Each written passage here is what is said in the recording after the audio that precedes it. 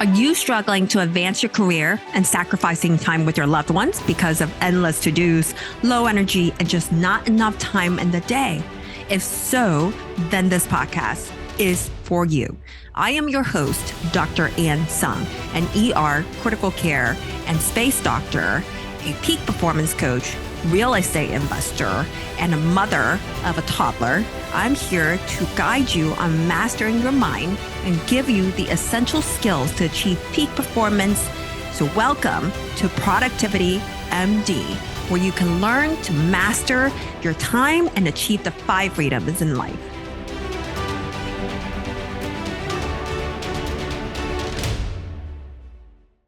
Hello, welcome to Productivity MD podcast, and I'm your show host, Dr. Ann Sung. And today we have Tania St-Laurent, and she is huge into a mind-body connection, activating your parasympathetic, knowing how to drop down, decrease your sympathetic, a very holistic way of teaching people and how to achieve high performance. And that's the reason why I brought her on, because I want us to be very efficient in how we actually achieve productivity in life, right? So just a little bit about her background. She's a certified osteopath. She's also a holistic coach for high performers. So that is high performing individuals and also could be teams, corporations. She recently done a session with T-Mobile as well. She's an author of an upcoming book on mind-body connection and the effects on the nervous system. And she's also a mother of 2 kids as well. I've also met her husband, who have climbed the 7 peaks in the world. So that her whole entire family is just crazy high achiever. So thank you, Tania, for coming on the show, and tell the audience why you started digging into this, learning more about this, going the path you've gone, and why people should even care about listening to this. Right. But thank you for this introduction. When you say it this way, it's a lot. But thank you for having me. Yeah, so I have dedicated my life to understanding the mind-body connection, because I've seen firsthand how how we can transform not just our health, but our performance at the highest level. And my background spanned from working in labs as a microbiologist, all the way to becoming an osteopath in Canada, working in clinic with patients, all the way to coaching athletes on the sport field, even in yoga studios. And now I work and train CEOs, pregnant mothers. I train anybody who has the desire to really grow and pursue and, achieve their own, like you mentioned, my husband, mountain, but everybody has their own mountains and their own desire and things that they care about. And while I work with so many people from across different walk of life, from all around the world, they have very different goals and different ways to get there. But there's so many rules that apply that are good for all of them. And personally, I also had a battle a couple of years ago with health condition and chronic autoimmune condition as well. And this whole journey really forced me to deeply explore what truly means lasting health and high performance. And I had to realize that it's not just about working harder, but it's about working smarter and aligning the body and the mind efficiently. I can attest to that, because I met Tania when I was 8 weeks postpartum, and I was like, oh my God, I'm going to go back and lift. I feel great. I started going back to my Olympic weightlifting, doing very light snatches, cleans and jerks, deadlifts, squats, all that stuff. And that's a perfect example of a high achiever wanting to just do and not wanting to rest and recover. So when we met, we did some assessments where we were able to assess what was misaligned, what wasn't strong enough in terms of my pelvic floor, my core. And finally, with doing some PT work, pelvic floor PT work, my core is now strong enough. I'm back to my pre-pregnancy baseline, but now I still have some balance work to do in terms of I think adductors or abductors. Anyway, long story short, perfect example to slow down so I can speed up and have the right foundation to lift. But anyway, this is why you should care about this. But go ahead, Tania. Yes, no, and I love it. I remember when we met, you're so driven and excited, and especially coming from a pregnancy, we're finding ourselves back and we're so happy. We're just going to go for it. And I remember seeing you and be like, ho, okay, we can do this. And I 100% agree. We're going to get you exactly where you want and beyond, but we need to do the things the right way.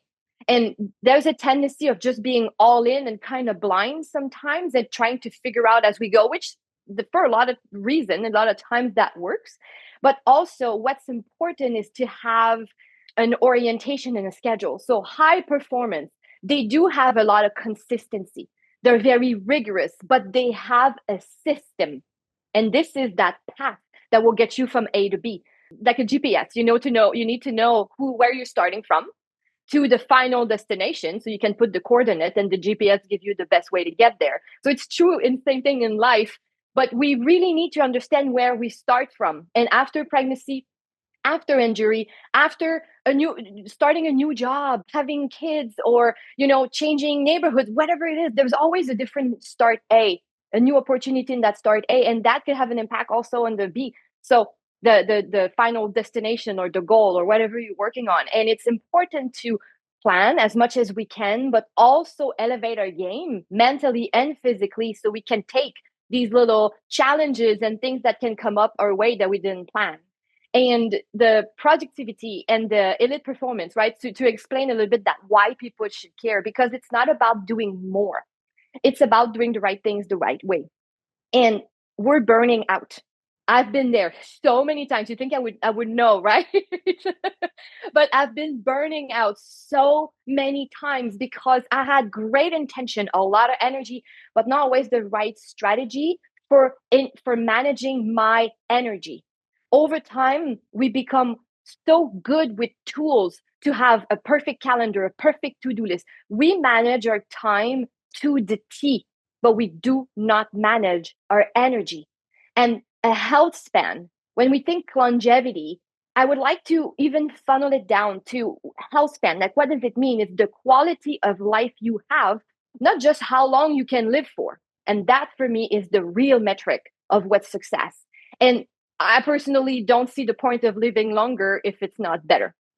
So we want to optimize our body and our mind so we have sustainable performance. I always say, I will take you to the game. I will take you to the finish line of the marathon, right? We do that together. But that peak, that in performance as well. Like we talk about sports a little bit, but it's also in mindset or just a goal in our health. Like I want to have all these blood markers better. I want to have these stress marker in my body better. So these are also goals. We're going to get you there. But the goal is that not just we get to that peak, that summit, and then we crash. I want you to reach that peak, that goal in your life, but to be able to maintain it over and over. And that becomes your new norm. And it's not just a stop and go that you feel that you have to start over again and again. And in overachiever, high performance people, it's the accumulation, it's the consistent adding of skill over and over. And it's not just run the marathon and then do nothing for 2 years and then run the marathon again and do nothing for 2 years. It's always, there's ups and downs, but they're building up on top of each other. And I think that is really important. And where a lot of people are missing out is that they focus on the goal, they go for it, don't pay attention to anything else. And then unfortunately, even when they reach, they pay the price. Yeah, I think I heard a saying, I don't know if it's from the Dalai Lama, but when people are young, they let go of their health to make more money. And then when they get older, they let go of their money for their health. Yes. I heard so many versions of this, and it's so well said. Yeah. Sad. I know. And I wonder, for people who are so deep into it, they don't actually realize that they're doing that. So in this podcast, we always talk about the why, and then we talk about our end result, what we're aiming for. Then we go to the tactics at the end. So now, what does life look like when they're sympathetic driven, not caring about active recovery, who has that constant drip of cortisol, the stress hormone in their life? What does that actually look like? How do you know you're like that? And what what you're talking about, sustainable performance, what does that feel like? And what does that look like? Yes.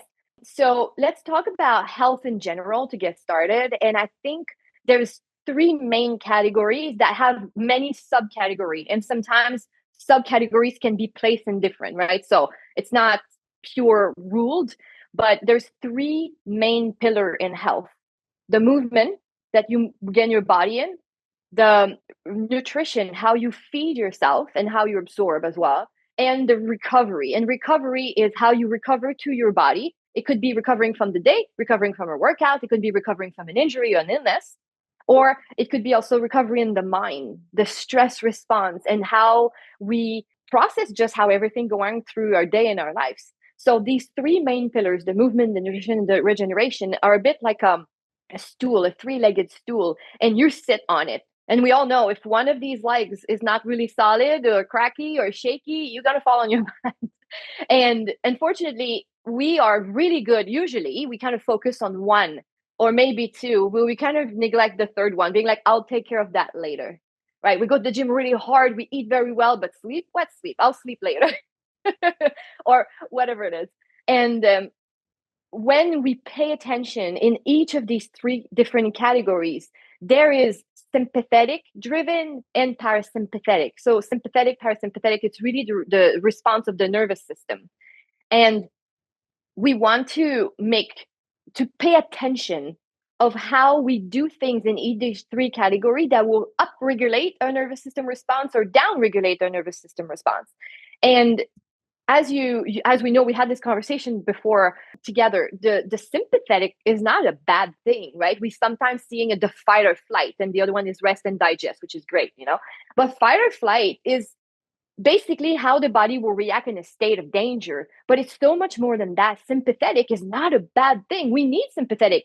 When we laugh really loud, that's sympathetic. Our blood pressure increases. Our face gets contracted and we get super excited. If something is about to fall off the counter and you grab it, you feel like a ninja for a couple of seconds.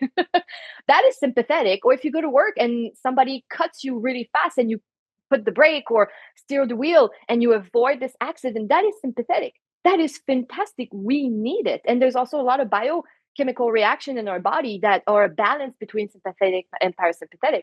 The problem when it take overdrive, and you just said so beautifully, that IV drip of cortisol and all the other stress hormone, there's also adrenaline, but there's such a cocktail of hormone that will be burst and come out when we have one of these reactions.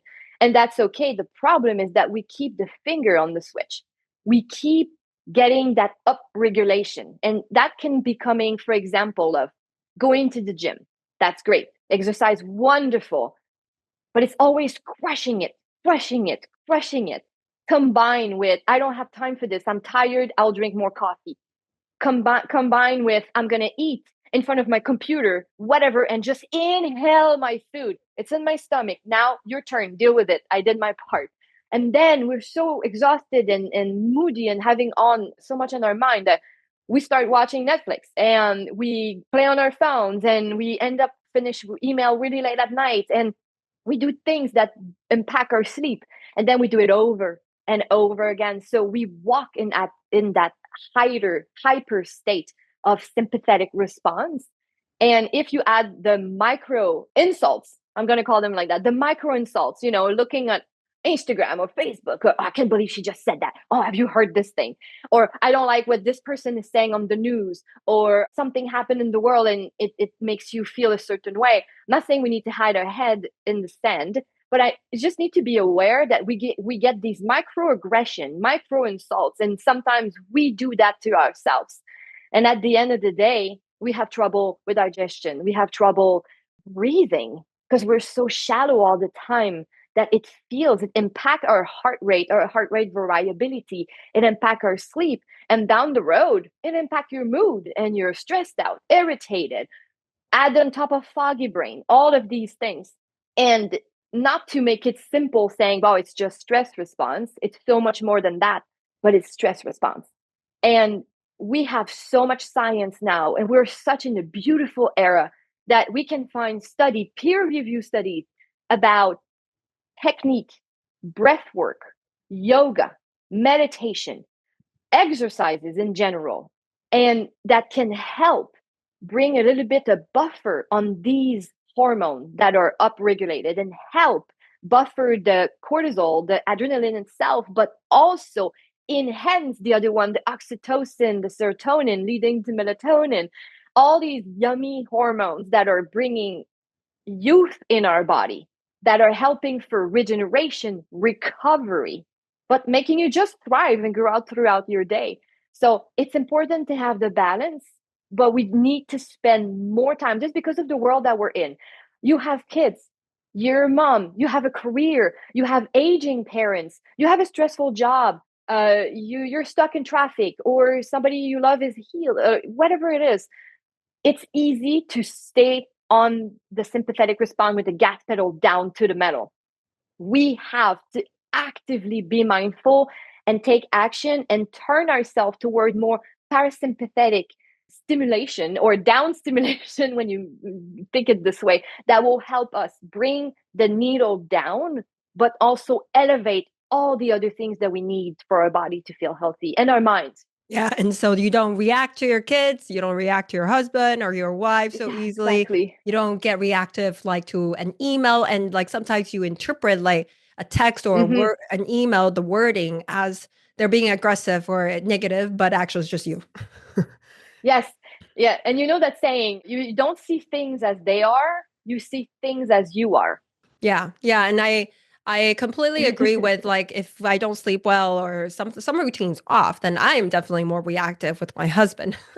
Like Oh, yeah. whatever he doesn't do, I'm like, why is he not doing it? It's all like the gap. Like, why is it not done? Why is it not done? Why is the laundry done? Anyway, and another thing I wanted to really emphasize to people, like how important the stress response is, because I've done a test with True Age looking at DNA methylation, my cellular age, and it was postpartum. So right now, I don't know. I don't have a prepartum one. So who knows? I've done two. One was postpartum 6 months. One was postpartum almost 10 months. Both show that I was older than my biological age. And my nutrition is definitely super dialed in. My Oura ring like score is usually high 80s to 90s. No, that's impressive. Yeah. That's impressive. Congrats, because that's hard.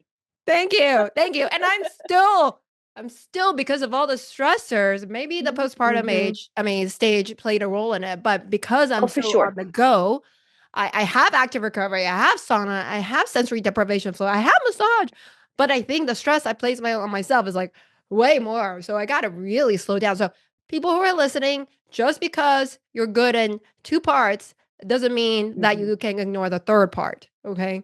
And so Yes, now we're that's going to very dive in important. then. What's that? That's very important. Yes.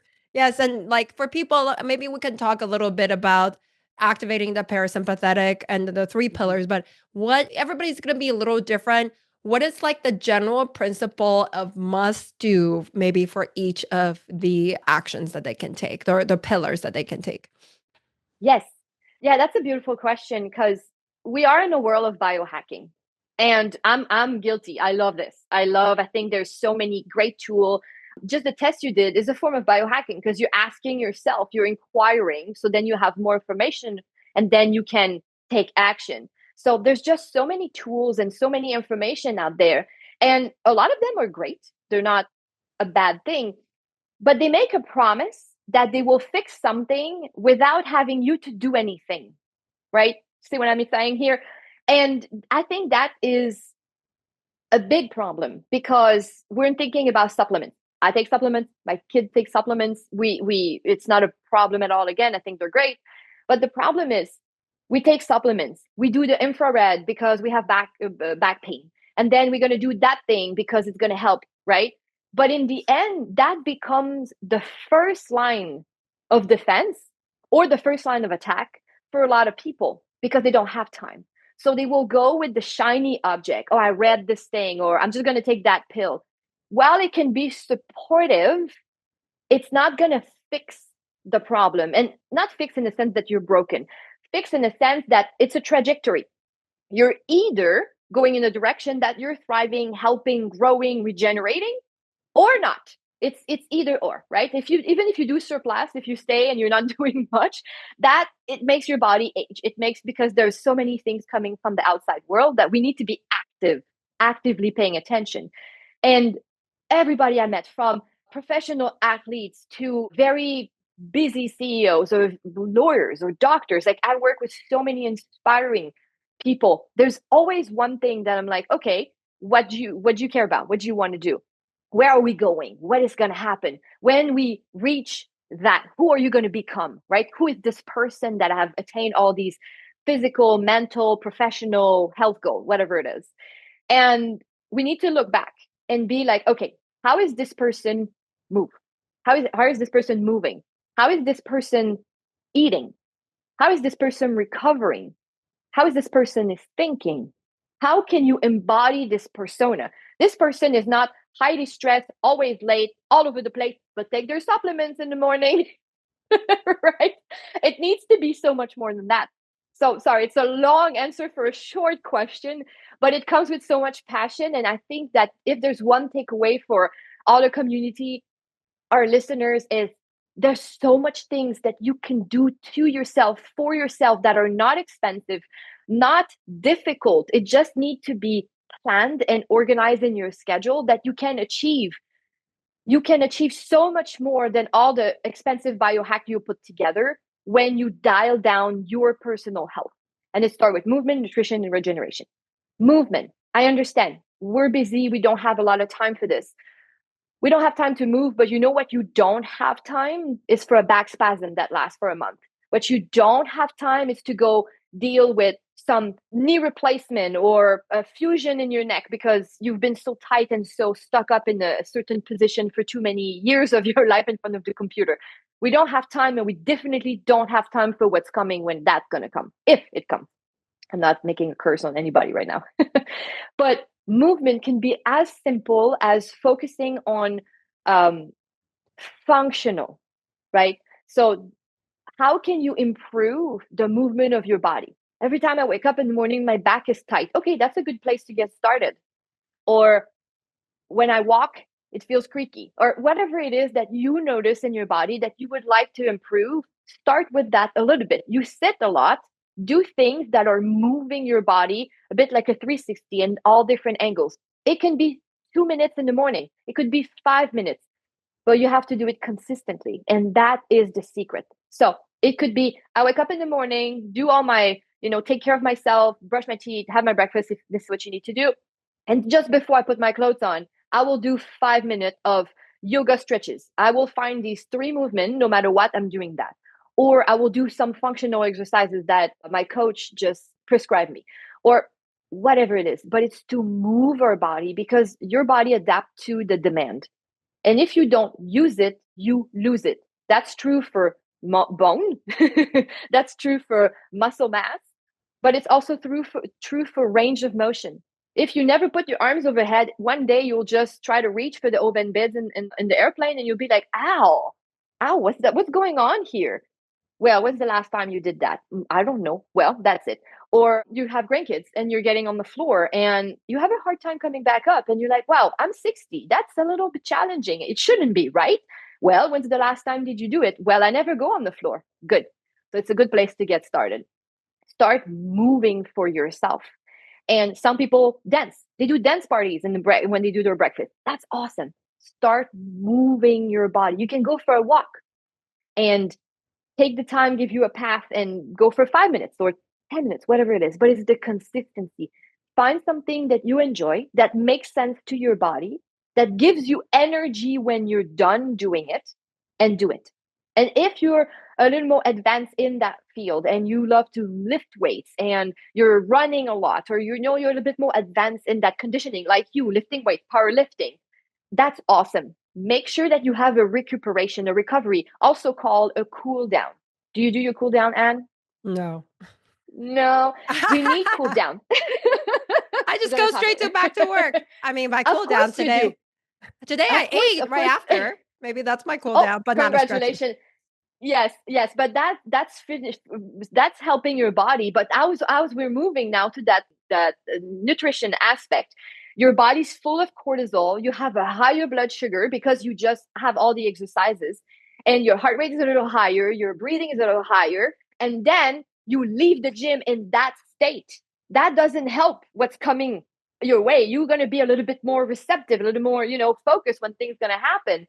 So that cool down doesn't have to be just stretches. It could be lying down on your back and having long inhales and long exhale for 3, 4, 5 minutes, really taking you from Okay, we're super excited right now. We just did a lot of crazy shenanigans. That's great. We're just going to bring you here and breathe and bring the cortisol down. Taper, buffer that cortisol. So when you go eat is rest and digest. Parasympathetic is rest and digest, recuperate, all that. But if you go start eating with your high cortisol, do you think you're going to have an efficient digestion? I'll let you answer that one. What about Maybe not so much. Yeah, the shavasana idea, that's great. Like I should just do Shavasana is shavasana. amazing. Shavasana in yoga is an integration. It's recalibrating your nervous system. You can shavasana everything. You can shavasana after a run. You can shavasana after lifting weight. You can even shavasana after a tough meeting or a tough email. Get on the floor and just breathe for a couple of mindful, deep breaths just to rebalance things out. It's funny. And because it's so simple, we don't do it because we rather take that pill, right? That is going to help me sleep. No, Shavasana. Just breathe. You can also do it seated. We're just being funny here. But little things in your movement that help you move better, improve your overall health, in your physical health, your movement health. If you do a lot, think about tapering it down. And then in nutrition, do you eat sitting in front of the computer? I remember eating, I don't do that anymore. That was a 2023 resolution. I don't eat in my car. I will sit calmly and not just stuff things in my face between red lights. But what type of state are you when you're eating? Is it always rush, rush, rush, rush, rush? Can you sometimes, I know you cannot do it all the time, but have a meal time with the family and enjoying it? No devices, no TV, no nothing going on, just being present. That doesn't cost anything. And I understand cannot be done every moment of the day, but are you able to pinpoint sometimes to do that? And when you eat, just being conscious of what you're eating, the taste, the flavor, the structure of your meal, you created that, or you just pick it up. So the nutrition, again, it's rest and digest that will be the parasympathetic response. So how can we make our digestion more efficient? Do you chew your food? That is the most difficult thing to do. Just for fun, do you know how many bites, how many chews do we need to do? That do we need to make to have an efficient digestion? Because the saliva, so the digestion starts in the mouth, right? So it's the mechanic with saliva, and there's a lot of enzyme, and then we swallow, and then digestion level number 2. But how many chews do you think you need? 10? No, more. Oh, definitely Like 20, don't do more than 10. Like you're good. I was doing 5. No, I mean, I don't do 10. I'm just thinking, should I do, maybe I need 10. It's like 23, 25. I mean, there's different studies. It's over 20. So just for fun, next time you take a bite, drop your fork and see how many time are you doing it, and push yourself, and you'll be like, oh my God, that's almost nauseating. But when you chew better, you digest better, and guess what? You eat less, right? Not less of the good stuff. We just eat less volume because we absorb better. So that's one thing. And then when we go to the third category, that is the regeneration. Regeneration means taking care of our body. So we go through life all day, doing things and ourselves, or reproducing and dying. Like, we have the cycle of life inside us, inside of each of our cells. But we need to feed that body, but we also need to give it space for it to recover. And when we go to bed, when we sleep, there's 3 main phases of sleep that have, different also ramification, but it's light sleep, REM, and deep. And each of them are as important. They have different roles and happen at different moments through the night. And when you mention you have a cellular fatigue and your cells are a little tired, it could be so many things. But the first thing that came to mind is, even if you had a good quality sleep, right away after that postpartum, the recovery is not the same. Especially if you're breastfeeding your kid, I mean, it's hard enough no matter what. But when you're breastfeeding, you literally taking your life source, your life, and you're putting it outside of you to give it to that child. The recovery in the cellular fatigue is so impressive. And if we don't take care of that after childbirth, but also just in general, it's the first thing that goes away. So you would think, because I'm tired, I will sleep better. No, that's not working. Think about a child who needs to do a nap. Like, okay, you need to go now, and they can't fall asleep because they missed the previous nap. Like, it's like that vicious cycle. when we're too tired, too exhausted, the body gets in that survival state, even when you sleep, and it doesn't feel safe. It doesn't feel that you can relax because there's always things coming your way. So when you monitor your sleep, then you're high stress. You notice that you spend very little in each of these categories. And while you should be about 25% of your time in REM, 25% in deep, and 50% in everything else, we barely hit that. So in a cycle of 8 hours, an hour and a half plus, and we barely get there. So while we being in bed, and sometimes we use wine to get there on the weekend. Sometimes, we take different things, or sometimes we catch up with Netflix or our phone to really calm ourselves down. In the end, when you look at how it impacts the sleep, it is absolutely not efficient. We need to come up with regulations, and that can be breath work. And there's so many flavor of them. It could be gentle stretching before bed to help the body ease and relax. It could be meditation music to something, not top 40. We don't do that because it's too exciting, but things that are helping just the brain ease. So again, finding what works for you and sticking to it. Yeah, I think in terms of like the active recovery, I know a lot of people. So what I'm saying is you can't be efficient with your active recovery, right? So we Yeah. bought a pop-up sauna at home. It's not expensive. A pop-up infrared sauna on Amazon. So after the kids go to bed, I plug it in, turn it on. I play like theta wave type music to drop down the brain waves a little bit. I do a little bit of reading and planning and the breath work in there. So you can do sauna, you can breathe in the sauna, and then you can listen to the music that calms you down. And that sometimes helps me get into bed easier. I made the mistake first 2 times doing a cold shower right after a sauna, and I was like wired. I was like, oh, that's for morning only, morning only. But yes, thank you. And just to summarize, the first thing is movement for people to take any action no matter where you're at. Like, for example, I'm standing right now on my standing desk, and there's a way to buy a treadmill under your desk right now. There's a kettlebell here, there's a rebounder here. Just have things around your workspace so it inspires you to do something. And at night, if you're going to Netflix, then maybe do it with like while you're in the yoga pose, do it foam rolling, have the foam roller by your sofa or something like that.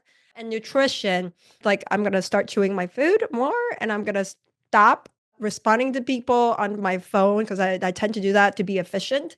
That's when I do. That's when I do my communication batching. Stop doing that and chew my food more. And I think the last pillar you're talking about, the breathing. I think for me, I will do probably more. I do it once, maybe twice a day, but I probably will do more shavasana and just like lay down on the floor and do it maybe like twice, maybe 3 times a day. So that's what I've learned so far. Anything else to add for the audience? Any like, if they must focus on one action item, is there something that they must do after this episode? I would say find something that works for you and that makes sense and that you can commit to, that will be consistent, that you can do every day.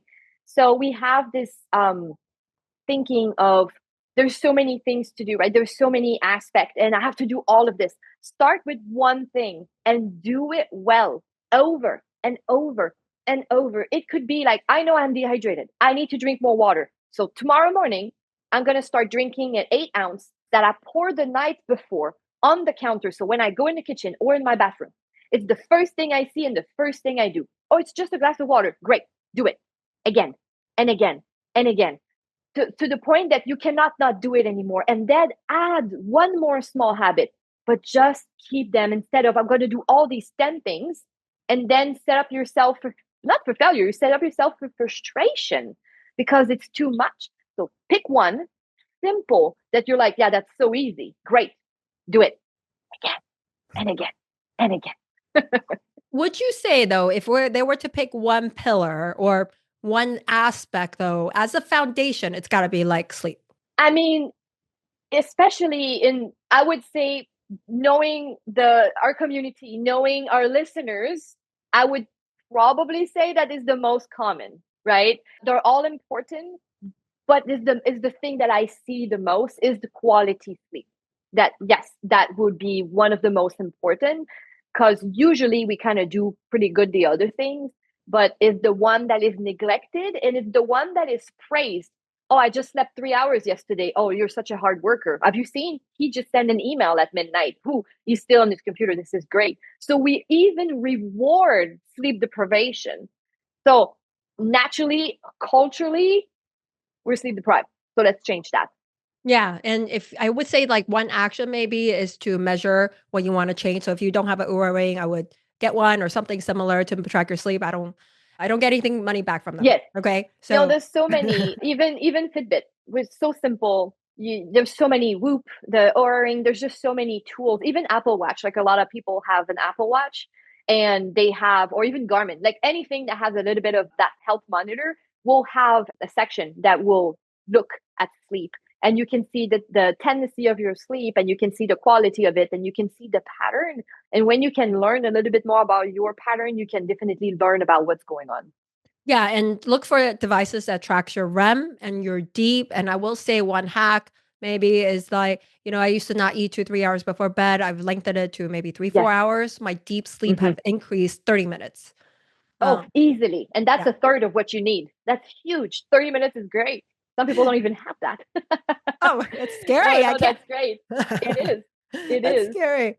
I know we talked about like so much here. I'm sure people, will have more questions. And if they want your guidance and your coaching or training, how can people find you and what are your current offers right now? Yeah, thank you for that. Yes, so I'm currently working as I'm coaching people, individual, but I'm also coaching team in a corporate environment or private practices. So the same way we look at goals for physical, mental health, or just achieving something as a team, we always need to come back down to what is going on in our health, right? What is going on in our team? Is people tired, burnout? What's going on? So as I coach individual, I also coach in team environment. I have a website, Tania STL, first 3 letters of my name.com. So we can find more information there. You can reach me as well there. I have a little presence on social media. I need to be a little bit. That's a goal, right? Something I need to work on. That gives me a lot of sympathetic response. So being a little bit more present on social media, but yes, traveling and meeting with people and helping. We say high achiever. I have 93-year-old high achiever, and it's wonderful. It has just different. Everybody comes with different shapes and desires, and I'm here for that. Do they have to be virtual, in person? So I'm mostly virtual right now, in the sense that because I am in Maryland in the United States, so I do travel. I have a couple in Canada, so if I'm invited, I will definitely show up. But we can do a lot of work virtual without a problem. That's not an issue at all. Okay, so for everybody who wants to learn more, go to taniastl.com, correct? And then the social media handle is? It's Tania. So my name is spelled in French with an I. So Tania _St-Laurent _. Okay, got it. So yes. So people who are listening, just take one action. Don't just blow this like, oh, listen to it passively, but did not commit on anything, right? Commit to something after this so you can make that 2 millimeter shift for exponential gain, like say 5, 10 years down the line. Thank you again, Tania. I think we could talk about a ton. Right. I appreciate your expertise. I appreciate you helping me getting my core, pelvic stream, telling me to say, no, stop, rest. Yes. That's great. That's what I needed. So calm down. You got this. Thank you. Thank you. Thank you so much for having me. It was such a pleasure. Always amazing spending time with you. Thank you. And same here as well. I learned so much. And for the people, the audience who's listening to this, just remember that everything is within you now. Thank you. Disclaimer, this content is for general information purposes only and does not constitute the practice of medicine. No doctor-patient relationship is formed. The use of this information linked to this content is at the user's own risk. The content is not intended to be a substitute for professional medical advice, diagnosis, or treatment. Users should not disregard or delay in obtaining medical advice for any medical conditions they may have and should seek the assistance of their healthcare professionals for any such conditions. The views are personal views only and do not represent any university or government institution.